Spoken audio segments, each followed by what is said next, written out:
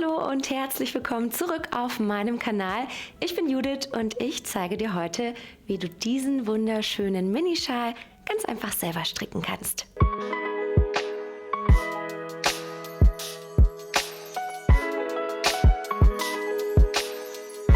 Seit dem Sophie-Scarf sind diese kleinen Minischals wohl nicht mehr wegzudenken. Vor kurzem hatte ich euch hier auf meinem Kanal auch schon ein anderes Modell gezeigt, das ich designt habe. Und das kam so gut bei euch an, dass es heute direkt die nächste Anleitung gibt. Um das Tuch nachzustricken, solltet ihr keine absoluten Anfänger mehr sein, aber es gibt auch eine ausführliche schriftliche Anleitung, bei der wirklich jeder Schritt ganz genau erklärt ist und die könnt ihr dann auch als, sagen wir, ambitionierte Anfänger umsetzen. Wenn ihr euch dazu entscheiden solltet, die Anleitung zu kaufen, tut ihr nicht nur euch einen sehr großen Gefallen, sondern ihr unterstützt damit meine Arbeit sehr und als kleines Dankeschön und als Zeichen meiner Wertschätzung gibt es mit dem Rabattcode YouTube15 15% Rabatt auf die Anleitung. Ich hoffe wirklich sehr, dass euch das Design genauso gut gefällt wie mir. Ich bin richtig, richtig happy und total verliebt und ich würde sagen, jetzt legen wir auch einfach direkt los. Der JJ Mini Scarf No. 2 ist ein elegantes, zeitloses Accessoire, das durch seine kuschelige Optik sofort an Mohair erinnert. Tatsächlich wird er aber jedoch zweifädig aus der Sofio gestrickt. Da habe ich mir nämlich ein ganz besonderes Garn für euch ausgesucht. Das besteht zu 60% aus Schurwolle, also Merino Superfine, 30% Bio-Baumwolle und 10% Kaschmir. Hat bei 25 Gramm 215 Meter Lauflänge, also richtig, richtig viel.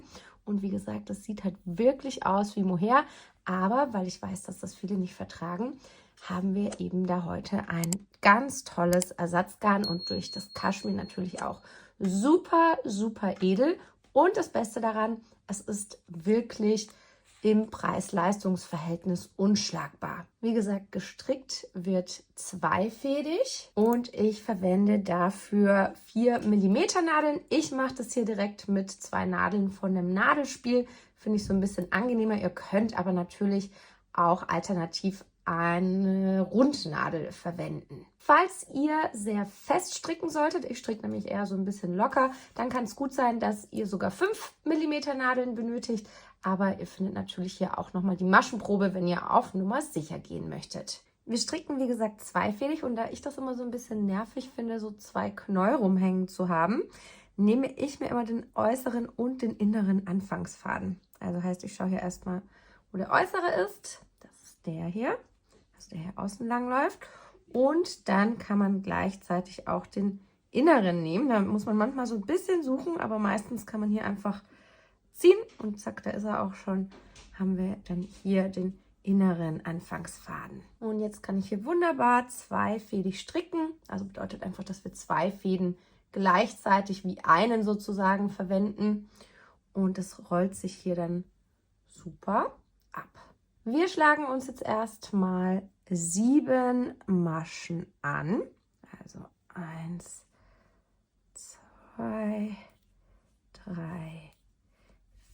4, 5, 6, 7. Schaut immer darauf, dass ihr beim Anschlag die Maschen nicht so festzieht. Und wie gesagt, jetzt erkennt man das hier auch sehr schön. Da sind dann immer 2 Fäden, aber die zählen dann eben wie einer. Also die strickt ihr dann ganz normal wie eine Masche immer ab, diese 2 Fäden. Dann geht es jetzt auch schon direkt los mit unserer ersten Reihe. Und was ganz, ganz wichtig bei diesem Schal ist, der hat einen I-Cord-Rand und dieser I-Cord-Rand, der wird in jeder Reihe gleich gestrickt. Und zwar stricken wir nämlich immer die ersten 3 Maschen rechts. Also 1, 2, 3. Und jetzt haben wir eine ganz normal, also das sind dann immer unsere Randmaschen sozusagen, also die 3 ersten und die 3 letzten sind immer unsere Randmaschen. Und wie gesagt, die machen wir in jeder Reihe genau gleich. Und jetzt haben wir eine normale Masche, die stricken wir rechts ab. Und die letzten 3 Maschen, die heben wir uns immer einfach nur ab. Und wichtig bei Maschen abheben, wir wollen die nämlich wie zum Linksstricken abheben, deswegen liegt der Faden dabei vor der Arbeit. Also heißt, den Faden legen wir uns vor die Arbeit und heben dann einfach alle Maschen wie zum Linksstricken einfach nur ab, also von rechts nach links durchfahren und übertragen. Dann kommen wir zur zweiten Reihe und denkt daran, immer die Randmaschen, also erstmal 3 Maschen ganz normal. Rechts, dieser Alkotrand, der sieht die ersten Reihen ein bisschen komisch aus, aber den erkennt ihr dann später ganz gut und da wird es dann auch immer einfacher. Dann machen wir diese mittlere Masche hier links und die letzten 3 heben wir uns mit dem Faden vor der Arbeit wie immer nur ab. In der dritten Reihe stricken wir wieder 3 Maschen rechts, also unsere Randmaschen. Ich sage ab jetzt einfach nur noch die Randmaschen, dann wisst ihr Bescheid. Die mittlere Masche machen wir rechts und dann wieder 3 Randmaschen. Jetzt kommen wir zu unserer ersten Zunahmerunde und diese Zunahmerunde, die werden wir jetzt immer in jeder 4. Reihe machen. Also wir stricken erstmal unsere Randmaschen.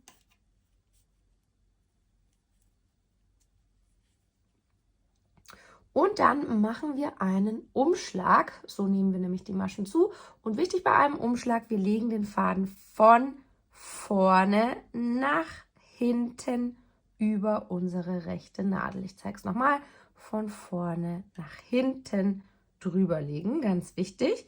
Die mittlere Masche, also ihr könnt euch das dann auch so ein bisschen festheben, wenn ihr möchtet. Dann stricken wir die mittlere Masche hier ganz normal links ab. Und dann folgt wieder ein Umschlag, also wieder von vorne nach hinten den Faden über die Nadel legen und dann folgen 3 Randmaschen. Denkt daran, den Faden dabei vor die Arbeit nehmen.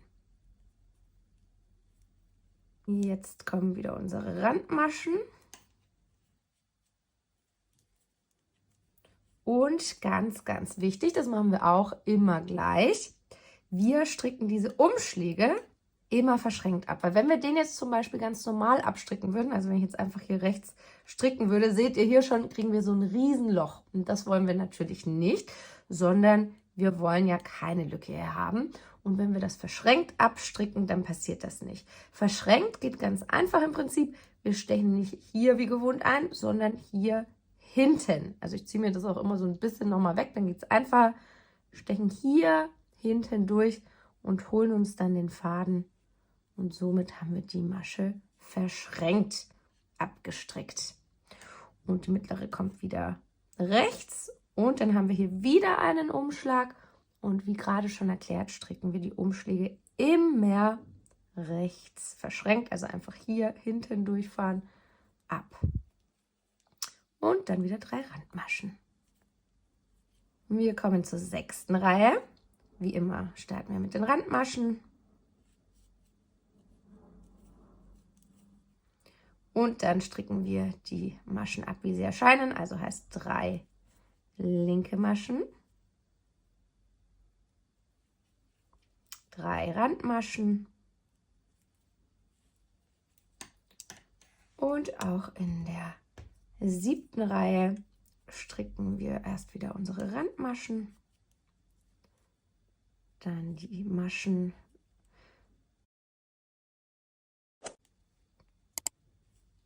dann die mittleren, wie sie erscheinen, in dem Fall rechts, also 3 rechte Maschen. Und ich möchte hier jetzt wirklich nochmal betonen, Leute, es ist so viel einfacher mit der schriftlichen Anleitung. Also ihr könnt natürlich, wenn ihr fortgeschritten seid, das auch easy mit dem Video machen. Aber es ist richtig einfach mit der schriftlichen Anleitung. Da könnt ihr nämlich einfach jede Reihe immer abhaken. Da steht alles ganz genau beschrieben. Und ich habe bei der letzten Mini-Scarf-Anleitung so viele süße E-Mails bekommen von ganz lieben Mädels, die meinten, dass sie eigentlich keine schriftlichen Anleitungen verstehen, aber dass es so einfach damit war. Also glaubt mir, es geht richtig einfach damit und da habt ihr vielleicht auch ein bisschen mehr Spaß daran, da müsst ihr nicht so viel überlegen und es wird auch so ein bisschen kompliziert, also man kommt schnell mal durcheinander und das habt ihr mit der schriftlichen Anleitung nämlich nicht. Aber wir machen jetzt mal weiter mit der 8. Reihe. Und starten wie immer mit unseren Randmaschen. Und jetzt sind wir auch wieder in dieser Reihe, wo wir Zunahmen arbeiten. Und wie die gehen, das wisst ihr ja mittlerweile schon. Wir machen einen Umschlag, also die machen wir immer direkt nach unseren Randmaschen. Dann stricken wir hier die ganzen Maschen hier, wie sie erscheinen. Also in dem Fall 3 Maschen links. Und dann machen wir wieder einen Umschlag und dann wieder unsere Randmaschen. In der 9. Reihe kommen wieder unsere Randmaschen.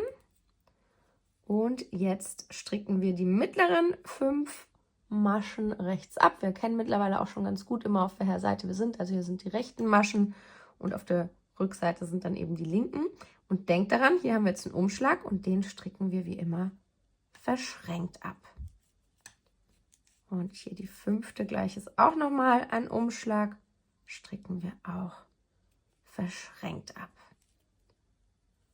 Und jetzt stricken wir wieder zwischendurch immer einfach 3 Reihen ohne Zunahmen. Also die erste haben wir schon gemacht. Jetzt kommt dann die zweite und hier sind wir wieder auf der linken Seite. Erkennt man jetzt auch schon ganz gut und jetzt erkennt man auch schon ein bisschen hier diesen Rand, diesen Alkordrand.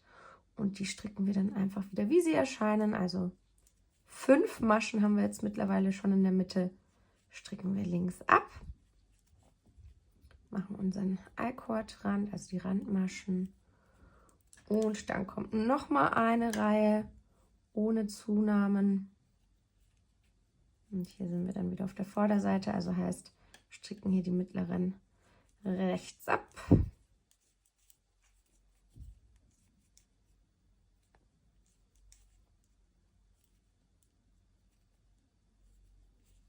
Und jetzt sind wir wieder bei der nächsten Zunahmereihe angekommen. Und jetzt wird es so ein bisschen komplizierter so langsam, weil wir jetzt eben mit unserem Muster anfangen. Ich zeige es euch hier nochmal, damit ihr es euch so ein bisschen besser vorstellen könnt. Der ist jetzt noch nicht gewaschen und gespannt, deswegen zieht er sich noch ein bisschen zusammen.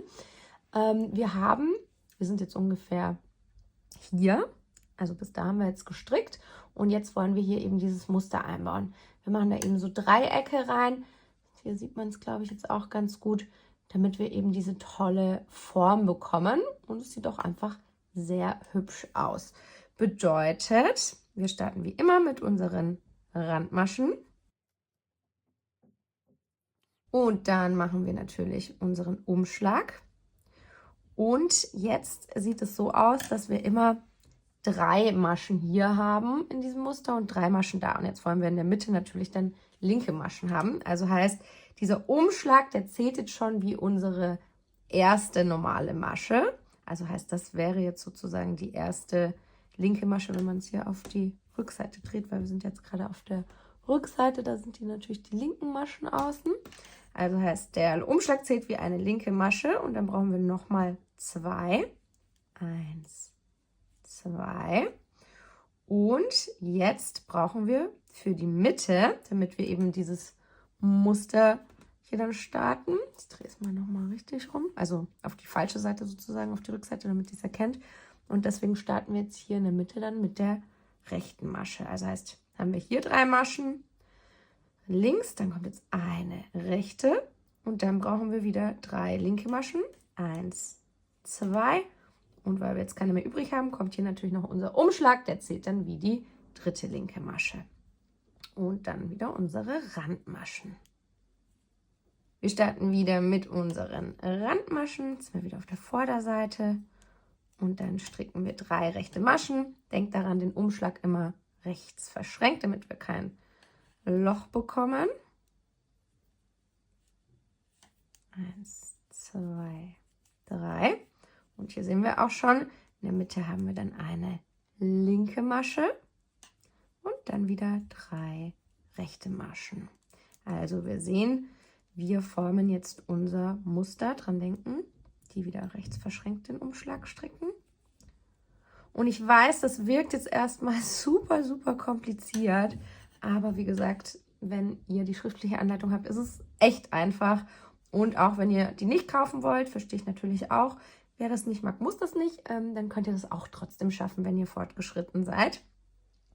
Jetzt stricken wir wieder ohne unsere Zunahmen. Also eine Reihe haben wir gerade schon gemacht. Und jetzt kommt die zweite ohne Zunahmen. Heißt, da stricken wir im Prinzip, also immer diese 3 Zwischenreihen, da stricken wir immer einfach alle Maschen so ab, wie sie erscheinen. Also heißt hier 3 linke Maschen, eine rechte, 3 linke Und dann natürlich unsere Randmaschen wie immer. So, dann brauchen wir nochmal eine Reihe ohne Zunahmen. Also heißt Randmaschen. Dann 3 rechte, eine linke, 3 rechte und unsere Randmaschen. Dann kommen wir auch schon wieder zur nächsten Zunahmereihe. Und wie immer starten wir mit den Randmaschen. Und wie ihr wisst, machen wir unsere Zunahme immer direkt nach den Randmaschen. Also heißt ein Umschlag und dann noch 2 weitere linke Maschen, weil der Umschlag zählt wie die erste linke Masche. Also heißt, unser Muster besteht immer aus 3. Und jetzt kommen also hier als nächstes dann 3 rechte Maschen. Ich glaube, so langsam versteht man auch schon ein bisschen das Prinzip. Also es verschiebt sich dann sozusagen einfach immer. Also 3, 3, 3. Nach den 3 rechten kommen 3 linke, also 1, 2. Und weil wir keine mehr übrig haben, kommt der Umschlag und unsere 3 Randmaschen. Dann stricken wir wieder alle Maschen ab, wie sie erscheinen, nachdem wir unsere Randmaschen gestrickt haben. Also 3 Randmaschen, dann kommen hier 3 rechte.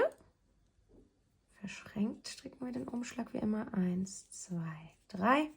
Und dann folgen 3 linke. 1, 2, 3. Dann kommen wieder 3 rechte. 1, 2 und die letzte hier verschränkt. Und unsere Randmaschen. Und ich finde, so langsam kann man es schon so ein bisschen erahnen. Auch wenn es natürlich noch ein bisschen klein ist. Und ich bin mir sicher, ihr werdet das auch von Reihe zu Reihe besser verstehen, was genau ich meine. Und wie gesagt, wenn es euch zu kompliziert ist, dann tut es mir wirklich leid. Dann einfach wirklich die schriftliche Anleitung besorgen. Es lohnt sich, glaubt mir. So, weiter geht's. Wir machen weiter ohne Zunahmen. Heißt, wir machen hier wieder 3 linke, 3 rechte, 3 linke und 3 Randmaschen. Dann nochmal eine ohne Zunahmen. Wieder alle, wie sie erscheinen. 3 rechte Randmaschen. Dann die normalen 3 rechten Maschen. 3 linke. 3 rechte und 3 Randmaschen. Und jetzt geht es wieder weiter mit unseren Zunahmen.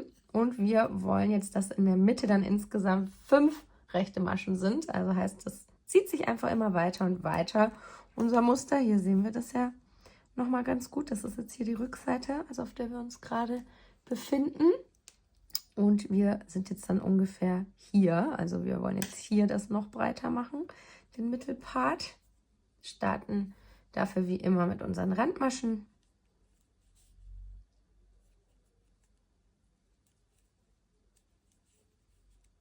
Dann machen wir, nicht vergessen, unsere Zunahme. Also heißt wieder ein Umschlag, der zählt wie die erste linke. Dann 1, 2. Haben wir jetzt sozusagen 3 linke Maschen. Und jetzt kommen 5 rechte. 1, 2, 3, 4, 5. Nochmal zum Verständnis. Das wird natürlich in der Mitte dann immer um 2 Maschen mehr, weil wir ja mal 2 zunehmen hier an den Rändern. Und dann folgen wieder 3 linke. Und die letzte ist natürlich wieder unser Umschlag. Also von diesen 3 linken zählen wir wieder den Umschlag mit. Dann stricken wir wieder alle Maschen ab, wie sie erscheinen. Also erstmal Randmaschen und dann kommen 3 Maschen rechts, aber wie immer hier den Umschlag verschränkt. Kleiner Tipp, wie gesagt, ich ziehe mir das immer so ein bisschen weg, dann geht es einfacher, sonst komme ich da immer schlecht durch. Also 1, 2, 3, 1, 2, 3, 4, 5 haben wir jetzt mittlerweile hier linke Maschen in der Mitte. 3 rechte. Oh, und hier den Umschlag, der geht fast normal abgestrickt. Aber das merkt man auch ziemlich schnell, weil wie gesagt, wenn man das normal macht, hat man hier so ein Riesenloch. Und das würde nicht gut aussehen. Deswegen verschränkt. Und dann wieder 3 Randmaschen.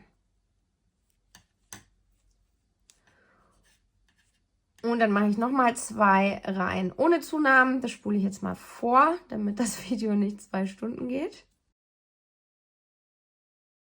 Und nun sind wir wieder in der Zunahmereihe. Und ihr wisst es mittlerweile alle, unsere Zunahme kommt direkt nach unserem I-Cord-Rand. Ein Umschlag, das zählt als erste linke Masche.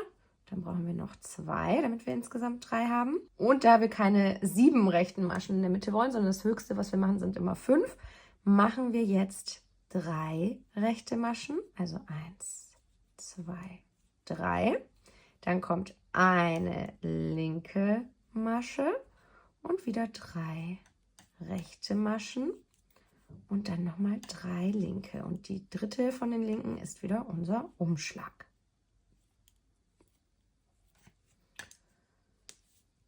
In der nächsten Reihe stricken wir dann wieder einfach alle Maschen ab, wie sie erscheinen. Also Randmaschen,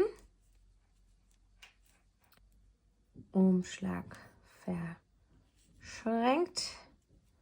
Also dann insgesamt 3 rechte, 3 linke, eine rechte in der Mitte, 3 linke und 3 rechte. Und die nächsten 2 Reihen, da kommen ja keine Zunahmen, die spule ich wieder vor. Wir stricken wieder alle Maschen ab, wie sie erscheinen. Und ich würde sagen, eine Zunahmerunde machen wir jetzt noch gemeinsam. Also wir starten natürlich wieder mit unseren Randmaschen. Dann kommt unser Umschlag, 2 linke, damit es insgesamt sozusagen wieder 3 sind. Dann haben wir 3 rechte, 1, 2, 3. Und in der Mitte hatten wir erst eine, jetzt wächst das natürlich wieder wegen unseren Zunahmen. Jetzt sind das 3 linke in der Mitte, also 1, 2, 3. Und dann wieder 3 rechte und 3 linke. Und die letzte ist natürlich wieder der Umschlag. So, wenn wir das jetzt alles abstricken, dann haben wir jetzt immer 3, 3, 3, 3, 3. Das mache ich mal eben. So, und ich glaube, dass man das Prinzip jetzt hier schon ganz gut verstehen kann. Oder ich zeige es euch natürlich auch gerne nochmal. Also wir werden einfach, dadurch, dass wir diese Zunahmen hier nach den Randmaschen immer machen, immer breiter. Und dadurch wächst eben auch unser Muster. Und wir achten immer darauf, dass das immer 3, 3, 3 und so weiter sind. Und in der Mitte machen wir das immer so weit, bis es dann 5 Maschen sind, bevor dann wieder das andere Muster losgeht. Also wie gesagt, macht es euch einfach, holt euch die Anleitung. Und wenn nicht, habt ihr das jetzt hoffentlich ganz gut verstanden. Und wir machen das so lange, bis wir insgesamt 25 Maschen auf unseren Nadeln haben oder auf unserer Nadel haben. Und diese 25 Maschen, das ist einmal diese 3 Randmaschen, dann 3 rechte, 3 linke, 3 rechte, 3 linke, 3 rechte, 3 linke, 3 rechte und 3 Randmaschen. Und auf der Rückseite dann natürlich genau andersrum.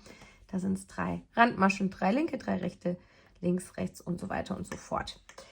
Also einfach spiegelverkehrt. Und wenn ihr das dann habt, dann könnt ihr erstmal eine ganze Weile weiter stricken. Und wie gesagt, das zieht sich jetzt hier alles noch ein bisschen zusammen, weil wir das noch nicht gewaschen und gespannt haben.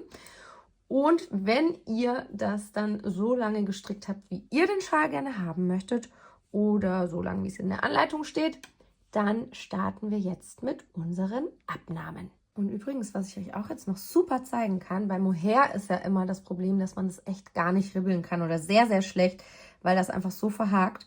Aber mit dieser Wolle geht das echt relativ gut. Also da müsst ihr auch keine Angst haben, wenn ihr mal irgendwie doch einen Fehler einbaut oder so, das kann man echt relativ easy wieder aufmachen. Also einfach noch als kleine Info am Rande. Wir wollen jetzt also unsere Abnahmen stricken und natürlich wollen wir, dass die andere Spitze genau gegengleich ist zur ersten, also dass das einfach nochmal auf der anderen Seite sozusagen spiegelverkehrt ist. Und die Abnahmen, die arbeiten wir jetzt immer auf der Vorderseite ein. Also die Zunahmen hatten wir immer auf der Rückseite gemacht, also wo es mit den linken Maschen gestartet ist. Hier machen wir das, wo die rechten Maschen starten. Unsere Randmaschen bleiben natürlich genau gleich, also heißt, wir starten wie immer mit 3 Randmaschen. Und jetzt zeige ich euch, wie wir die Abnahmen arbeiten. Die haben nämlich ein bisschen was Besonderes. Wir wollen nämlich, dass die Abnahmen am Anfang, also hier auf der rechten Seite, sich nach links neigen und die am Ende sollen sich nach rechts neigen. Einfach, dass das nochmal richtig schön perfekt auch aussieht. Und deswegen heben wir jetzt die erste Masche wie zum Rechtstricken einfach nur ab. Also heißt, wir fahren da durch und heben die uns einmal hier rüber. Nicht stricken, nur drüber heben. Die nächste stricken wir rechts und dann fahren wir mit der linken Nadel durch diese abgehobene Masche und heben die uns einfach nur über die gestrickte drüber. Und somit, seht ihr vielleicht ein bisschen, neigt sich diese Abnahme jetzt nach links und das sieht dann am Ende eben richtig perfekt aus. So, und jetzt machen wir das, wie gesagt, genau spiegelverkehrt. Heißt, jetzt haben wir hier sozusagen eine rechte und wir wollen natürlich wieder 3. Also 1, 2, 3. Dann folgen 3 linke. 1, 2, 3. Es folgen 3 rechte. 1, 2, 3. Und dann haben wir in der Mitte eine linke noch übrig. Dann wieder 3 rechts. 3 links. Und dann kommen jetzt wieder 3 rechts. Aber wir stricken jetzt erstmal nur 2 rechts, weil wir hätten jetzt auch noch eine zu viel. Und die nehmen wir jetzt wieder ab. Und damit das sich nach rechts neigt, diese Abnahme, stricken wir jetzt einfach die nächsten beiden Maschen rechts zusammen ab. Und das war ja auch schon der ganze Zauber mit den Abnahmen. Also es geht ganz einfach. Ich stricke jetzt wieder 3 Reihen ohne Abnahme. Also machen wir ebenfalls immer in jeder 4. Reihe. Und dann sehen wir uns gleich wieder und dann zeige ich euch nochmal, wie die Abnahmen funktionieren.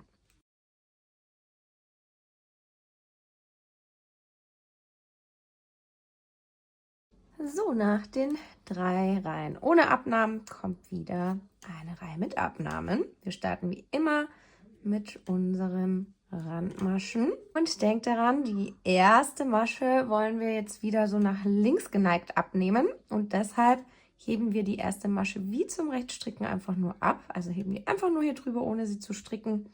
Stricken dann die nächste rechts und heben die abgehobene dann über die eben gestrickte. Und dadurch neigt sich das hier so schön nach links. Und wir wollen jetzt insgesamt ja wieder 3 rechte Maschen. Das war jetzt sozusagen die erste. 1, 2, 3. Dann wollen wir 3 linke. 1, 2, 3.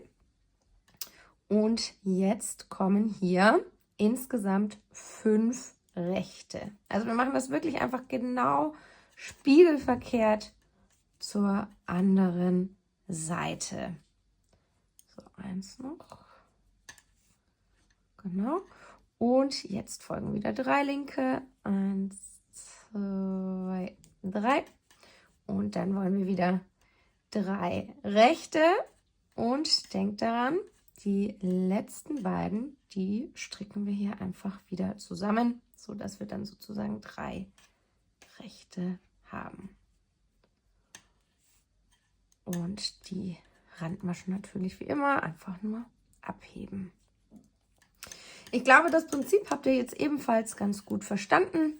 Also heißt, wir wollen jetzt einfach hier die wieder hier so zusammenformen, damit wir dann einfach auch wieder ein schönes Dreieck haben. Und das macht ihr einfach so lange, bis ihr am Ende noch 7 Maschen übrig habt. Also genauso wie am Anfang. Und es sieht dann einfach wirklich genau gleich aus. Also es wird 1:1 wie das hier aussehen. Und dann habt ihr 2 gleiche Spitzen.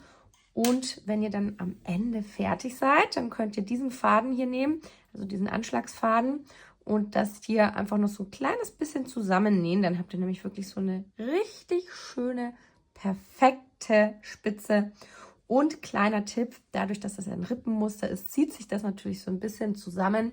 Wenn ihr das aber badet und spannt, dazu habe ich auch schon mal ein ganz ausführliches Video aufgenommen, das verlinke ich euch mal hier oben, dann sieht das auf jeden Fall nochmal sehr viel ordentlicher und schöner aus.